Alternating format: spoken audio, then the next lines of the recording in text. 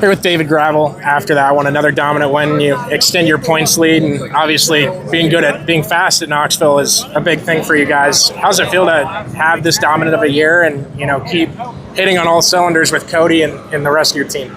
Yeah, it feels really good. I felt like we were okay here earlier in the year when we came, and tonight with the bad pill draw, still qualified pretty good still, and had a great night. Not a great dash draw. Felt like I was pretty good in the dash, and somebody hopped the cushion and kind of forced me to run 8th there, but I felt like, we had a good car, and if we get a top 5 tonight, it would have been a good night, but, got to 5th and then started searching around and, found the bottom of 2 and kind of changed my race. Racing through traffic here is always difficult, especially when it's not nationals, it's not that track, it's not 50 laps of time to do it.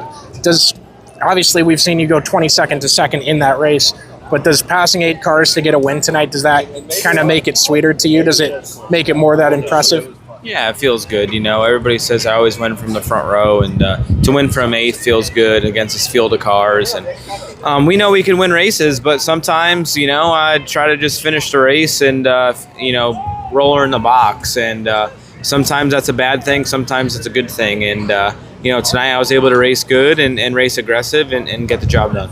You took a shot at Brad Sweet at the end of your, work area interview, whatever you want to call it, post-race. Is that a warning to him, or is that kind of all in good fun?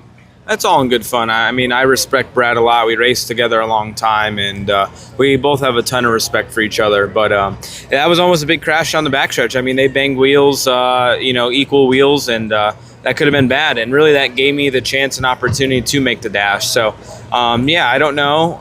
He's racing aggressive right now, and, it made him win the race at Beaver Dam. So good for him on that deal. And this tonight was our night. But, it's all in good fun. Again, I respect Brad. He's accomplished a lot in the sport and is doing a lot in the sport. So, it's just part of the building the rivalry and, getting people juiced up.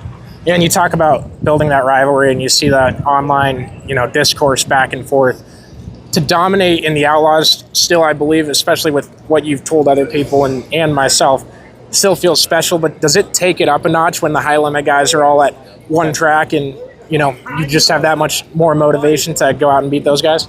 Yeah, for sure. Obviously, you always want to beat no matter who's at the track, but when the opposing series is there, you want to beat them as well. And, Buddy, when he won, he didn't really buy into it in his interview. But when you do this a long time, you get passionate for the history of the sport. And I've dedicated my nearly 3/4 of my whole entire racing career to the World of Outlaws. So I'm going to support them. And I think what High Limit is doing some good things. But I don't want the Outlaws to go away. And I would love to beat Brad Sweet in the World of Outlaw Championship. And, people say, I couldn't beat him. But it takes a while to build a dynasty. And I feel like we're building something really good here. And never in my career have I been with a team this long. So, and the results are showing. So, it just takes a while to build and build and build. And we have something really great right now.